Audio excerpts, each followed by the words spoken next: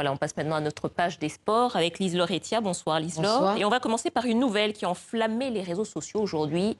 Ça y est, c'est fini pour Samuel Eto'o. Oui, c'est fini. L'ancien international camerounais a posté alors un message la nuit dernière sur les réseaux sociaux, précisément sur son compte Instagram, avec une photo qu'il a minutieusement choisie. Un message très bref. Des Indes vers un nouveau défi. Il a longuement remercié ses fans. Il était invité à Kinshasa à la 5e édition du Sultani Makutano, un forum économique où le célèbre buteur camerounais intervenait dans un panel consacré au sport. Le lion indomptable a brièvement expliqué les raisons de sa décision. J'ai besoin de me reposer. J'ai couru pendant 24 ans. Je pense qu'il est temps que je profite avec mon épouse, mes enfants. Et dans quelques semaines, dans quelques mois, vous me verrez bien en train de faire d'autres choses. Voilà, Samuel Eto'o donc qui prend sa retraite, qui ne sera plus footballeur. Bon, mais alors c'est quoi cette autre chose qu'il va faire, Lise-Laure? Alors c'est très secret. Alors on parle dans la presse de fonctions qu'il occuperait à la Confédération africaine du football. On sait qu'il avait également parlé d'entraîner. C'était aussi un de ses choix. Mais il faut dire qu'il ne s'ennuie pas. Il a une fondation, il a une académie. Samuel Eto'o compte des milliers de fans. Alors la raison majeure, c'est son palmarès. Il a remporté 3 Ligues des Champions, les Jeux Olympiques, 2 Coupes d'Afrique des Nations. C'est d'ailleurs le meilleur buteur de cette compétition avec 18 buts. Il a disputé 4 Coupes du Monde, a été élu 4 fois joueur africain de l'année, un record qu'il partage avec Yaya Touré. Et c'est donc ce palmarès qui fait qu'on le considère comme l'un des plus grands joueurs du continent. Palmarès impressionnant, en effet. Ouais. On continue à parler football et on va revenir sur le mercato des joueurs africains avec des transferts notamment qui ne sont pas passés comme prévu. Oui, alors notamment celui du capitaine de la sélection ivoirienne, Serge Aurier, qui finalement est resté à Tottenham en Angleterre après une saison en demi-teinte. Au micro de Karim Baldé et Louis Decroix, il explique les raisons de son choix.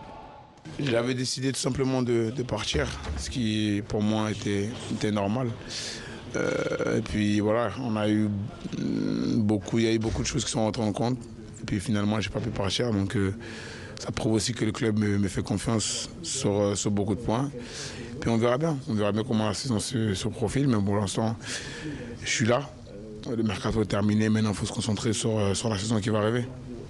Et puis toujours dans le mercato, il y a aussi le béninois Olivier Verdon qui part jouer en Belgique. Oui, alors précisément, lui, il a été prêté à l'AS Eupen pour une saison, alors qu'en fin de saison dernière, il avait signé au Deportivo d'Alavés en Espagne. Alors pourquoi l'international béninois de 23 ans a été prêté dans les dernières heures du mercato? Réponse toujours au micro de Karim Baldé et Louis Decroix. J'ai signé à l'Alavés, je suis toujours sous contrat avec eux. Je suis parti en prêt en Belgique parce que ça s'est bien passé à mon retour. J'ai joué les matchs amicaux, je pense que j'ai été plutôt bon, etc. Sauf qu'il y a un départ prévu qui ne s'est pas fait, d'un central qui jouait la saison dernière.